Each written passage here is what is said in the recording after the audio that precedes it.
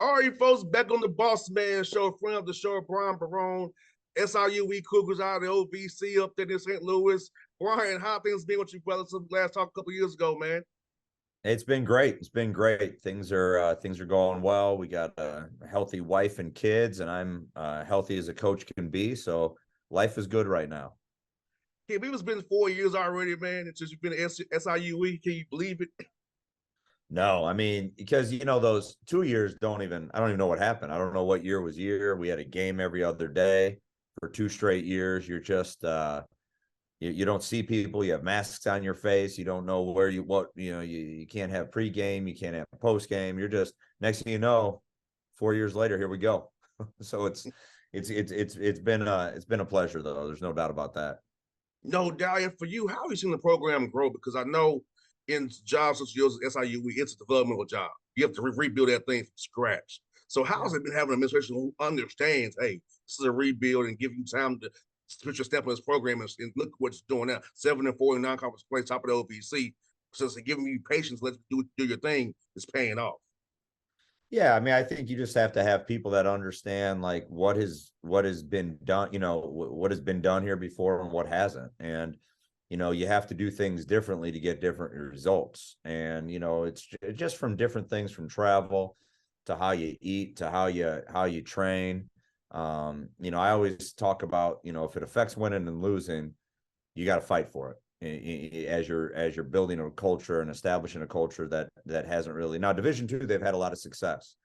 Coach Simmons was over at Eastern Illinois, is a heck of a coach, and he had a lot of success here in the past. So I do like the fact that there has been a winning tradition here at some point over the last, over its time. The last 10, 11 years hasn't been quite as much. So what you got to do is you have to fight for the things that affect winning and losing, while you're educating on the things that you want those luxuries to take that next step. And we've really focused on ourselves and our team and building the relationships within our team, and right now it's paying off. Right now it is for us. You have a good mix, man, of younger and older guys, which is good to have this day where it's in on I would go all portal, all old all the time. But I do feel like you need to have some guys developing in that pipeline to come up and get those guys experience. So when those guys graduate, you have some in house without having to have a whole new team every year, trying to get people Mm. chemistry come together every year. Yeah, I think it's one of the things that I like, really, even when I got the job. So you get the job as an interim. So that's, got that stigma on you right away. You're going into someone's house and they're talking about like, are they invested into you? And one thing that you get a lot of you is the administration invested. And fortunately, they were, but initially, it was, it got a lot of it. Oh, can you see me? I sure can. Okay, okay. I'm sorry. These computers. Come on, I'm getting Yeah. too old. It's my birthday in a few days, so like, once I hit 45, I guess I'm not going to remember how to do anything at this I was going point. to ask you about this. I was asking you about your birthday. He took us for thunder, Brian, but it's all good. No, when I got the job, one of the main things, and talking about Memphis, we were a little bit ago. You get advice from a bunch of different people. Just go get older, win right away, establish. I understand that. But I think in coaching, one of the two hardest things you got to do is you have to have that honesty within who you are and to your team, and you have to build genuine relationships. And you do that by sticking true to who you are. And, I thought, like, when we first got the job here, I went and got Lamar and Shamar Wright, and they were skinny, little guys that had a lot of talent. Probably weren't going to impact you from day one from a physical standpoint. But they were who I was about, and they were what my vision was. And we've done a pretty good job of sticking to that. The next year we have a lot of players, but, Rayshawn Taylor, local guy, again, a freshman, invested into this program.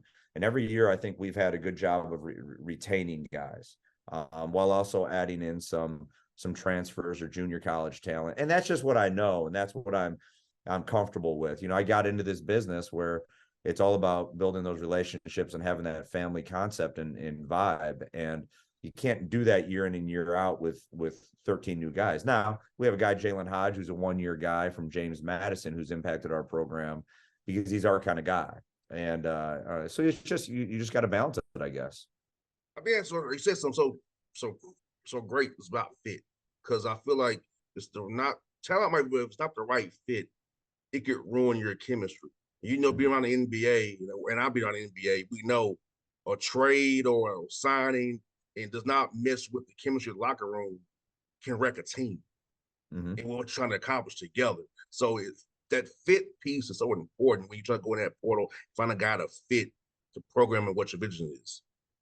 It is, you know, it's such an important, like, I was a transfer. You know, my dad was the head coach at Texas A&M. He signed me. I got him fired. That's on him. Like, he should have got a better point guard than me. But so I understand there's reasons that guys are leaving and going, and you know, it could be from, you know, maybe it wasn't the right fit for them at the place they were at. And you know, one of the things I always talk about, like, I want to recruit guys, and I want to show you how much I want you because of X, Y, and Z. I think you can fit in terms of their style of play. I think you're the kind of character we want. We need your position. But I also always tell them, I look across them from the table and I say, you know, I want you to want to be here as well. You know, for that, you know, I don't want to just convince you to be here. I want that relationship to be where, like, in those dog days where we're looking at each other and you're wanting to, like, think of some kind of way, some kind of thing about me when I'm telling you to touch that line an extra time or two. We got to understand that the two of us chose to be here together. And I think that's part of that fit, you know. And you say about the NBA, like when the Grizzlies turned everything around down there, my dad and brother were down there. They went and got Tony Allen. They went and got Zebo. They had Shane Battier. They had a bunch of, you know, Pau Gasol before people knew Pau. Like, those were guys that were establishing a certain kind of culture that they needed to be special with the Grizzlies. And even Jason Williams, how are him and Hubie Brown going to fit? All those kind of things. They were all the right fit that they were doing. And now they've kind of taken off in these last couple decades, obviously. And I think that, you know, when I was fortunate enough to see that kind of leadership in my own house on the importance of fit and the importance of culture, I'm trying to just mirror that here. Crazy, man. Yesterday, seeing the pyramids in a Bass Pro Shop. That threw me off, man. They're right. I don't even want to hear that. I was like, really? The pyramid where I should go watch games is now a Bass Pro Shops. I said, I can't go up there. I'm not doing that. I don't remember that for Grizzly games with Matt Devlin, Hersey Hawkins. I remember it for that stuff. Man. Not the Hawk. The Hawk was my hero growing up because he was at Bradley when my dad was at Bradley. So Hersey was as class act as they come. Yeah, man. Brian, I'll tell you, brother, I saw that, man. It hurt my heart when they told me there was a Bass Pro Shops, man. It hurt my heart to the core, man. But talk about this, man. Like, you know, the Hawks had we won in overtime against the Bulls. It was a close game. It was all the young guys out there. Griffin and Johnson was two young guys from Duke who got us to win on a great play thrown up by Coach Prunty. So talk about winning close games for your guys. You know, you can do it in practice, put time on the clock. It's not the same without a referee, without, you know, another team there. It's not the same. So talk about winning close games, teaching your young men about executing that last 5 minutes of the game when it's really close. Because as you and I both know, this game's about possessions. It's not talent, it's possessions.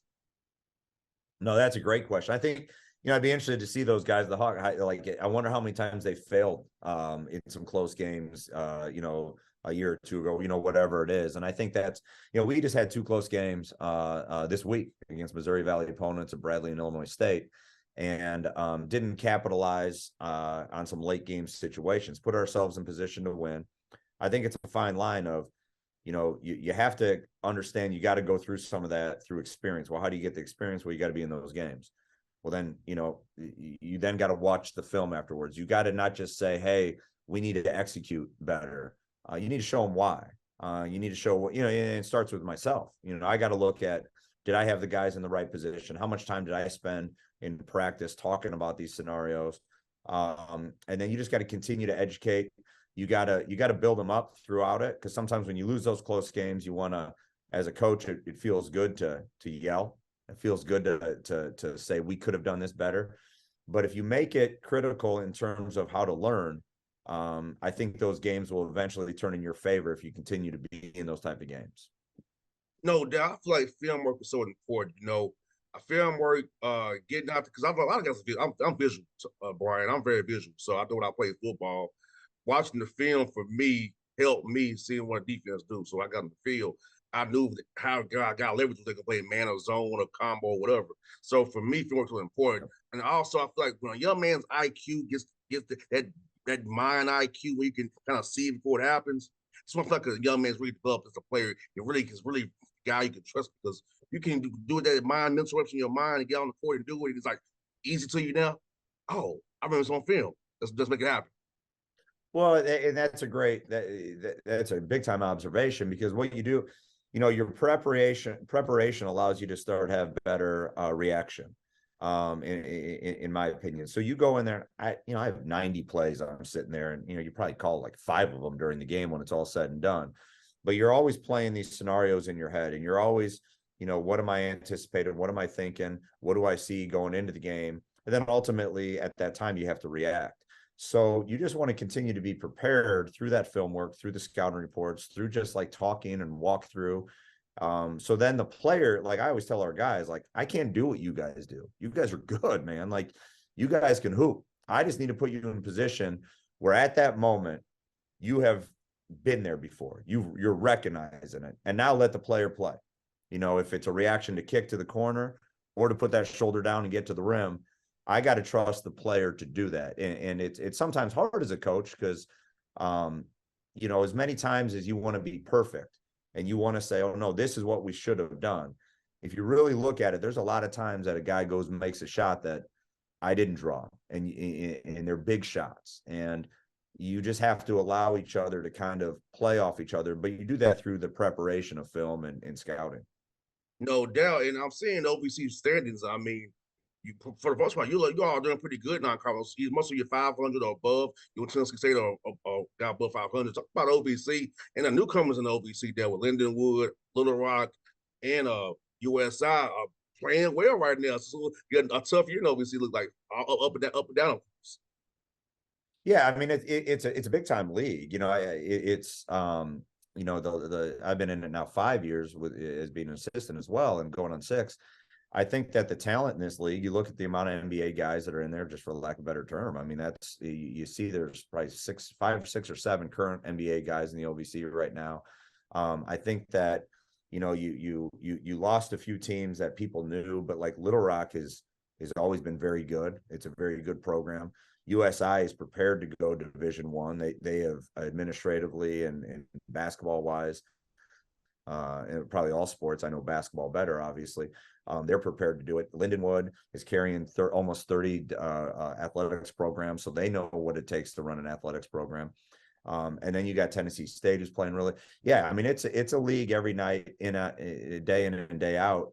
You're going to have some competition, and there's a lot of tradition and history within the league as well. And there's a ton of talent.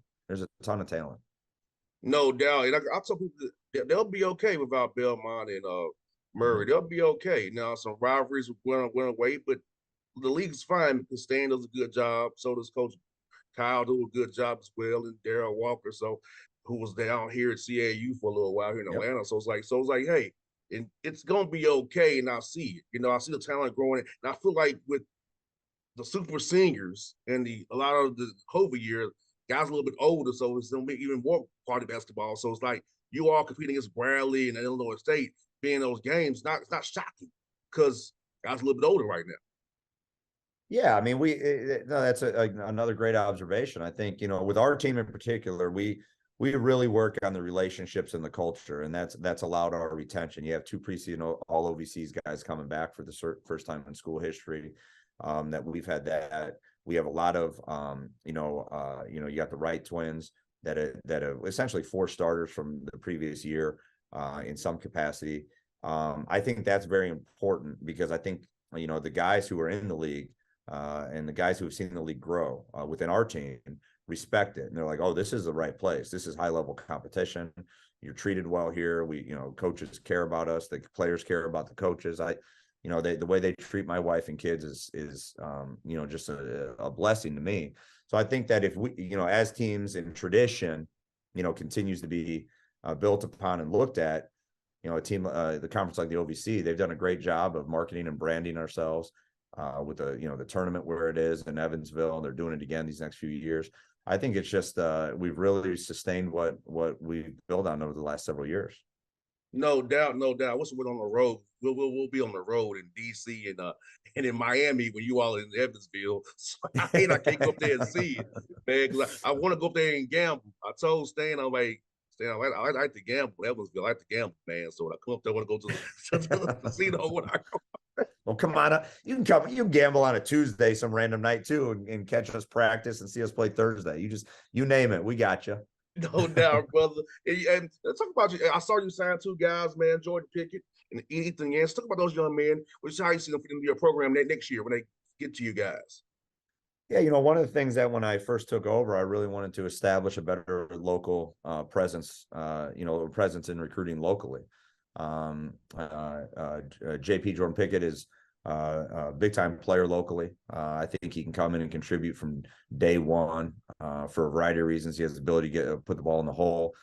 He also has a very good IQ, and his body is, he's a big, strong kid already. So I'm excited about that. We've done a very good job locally creating a buzz with the kind of guys that the community's used to.